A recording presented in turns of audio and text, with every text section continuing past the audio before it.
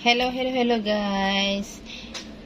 Pinapakilala ko po sa inyo ang aking pork liempo with potato. Tara guys, samahan nyo akong magluto nito. Hello guys, samahan nyo ako ngayon magluto ng isa sa pinakapaborito ng masa. Adobong pork liempo. At ito nga guys, ang mga ingredients sa pagluluto ng adobo. Bawang, sibuyas, pork cubes, pamintang buo o powder, powder, your choice na, at ang syempre yung pinaka main ingredients, liempo, mantika, at saka butter. Later guys, papakita ko sa inyo kung saan ko gagamitin ang butter at patatas, okay? Guys, itong liempo, binabad ko na to overnight ha, minarinate ko na to sa toyo, oyster sauce, at saka konting suka. Ngayon nilagay na natin siya sa kawali. Isang kutsa muna natin guys. Hindi muna tayo gagamit ng mantika dito ha. Ito lang muna. Ilagay na natin pati yung pinagbabaran. Isang kutsa lang natin guys. Okay? Yan. Lambutin lang natin siya sa pinagbabaran niya. Okay guys? Habang inaantay natin guys na lumambot itong liempo. Medyo lumambot, di ba? Sa pinagbabaran niya. Ipa-fry muna natin itong patatas sa star margarine guys o butter, okay? Okay. Fry muna natin. Yan guys. Yan. Fry muna natin yan ha. And guys, luto na yung ating fry na patatas kaya i-set aside lang muna natin, okay? Ito malapit na rin siya guys. So, malapit na. Ano yung muna natin siya na siya sa pinagbabaran niya. Okay? Yan guys, okay? Ito, iset aside muna natin to guys ha. Tapos, pag-isa na tayo. Set aside muna natin. Yan guys ha. Parehas na kawali, maglagay tayo ng mantika. Tapos, igisa na natin itong bawang at saka sibuyas guys ha. Lagyan natin yung bawang. Nag-transparent na siya guys. Ito, yan po na sinet aside natin. Ibabalik natin to guys ha. Yan guys, luto na yung bawang saka sibuyas.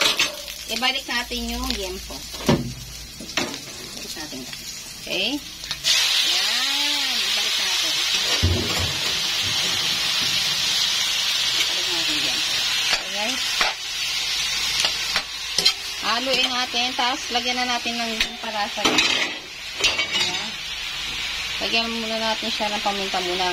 Bago mo pala dagdagan guys ng pampalasa, tikman muna natin ha pagkulo. Kasi baka mahirap na baka umalat, di ba? Lagyan muna natin siya guys ng dahon ng laurel. Okay? Tapos, a little bit ng sugar. Mamaya na natin siya lasahan guys ha.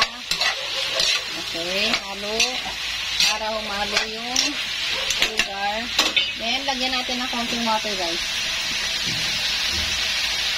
Lagyan natin ng konting water para lumabot yung liempo. Okay? Palambutin muna natin yan, guys. Kumukulo na siya, guys. Lagyan lang muna natin ng kalahati muna na pork cubes, guys. Kalahati lang muna, okay? Tapos, a little bit ng oyster sauce. Okay? Tapos, guys, maglagay tayo ng konting Worcestershire sauce. Yan. Haluin muna natin, guys. Haluin muna. Pagkahalo natin guys, ayan o, diba? Ganyan, pagkahalo natin, lagyan natin siya ng konting suka. Suka, konti lang guys. And then, wag na natin siyang hahaluin guys ha. Wag hahaluin at wag tatakpan at hinaan lang natin ang kalan, okay? Pabayaan nyo na siya kumulo para maluto yung suka. Para hindi mahilaw ang suka. Dahil aasim yan guys pag nahilaw ang suka. So, yan guys, o diba? Super lambot na guys. At saka super yummy na ang lasa. Ngayon guys, ilagay na natin itong pinrito natin na patatas. Diba? Ayun. Pagkamahin natin. Palambutin pa natin ng konti guys ha. Patatas. Yan na guys. Luto na po ang aking adobong liempo with patatas. Happy tummy na naman kami nito. Try nyo to guys. Promise. So masarap. Basta guys, tip ko lang sa inyo, damihan nyo yung bawang at saka pagka kumulo na yung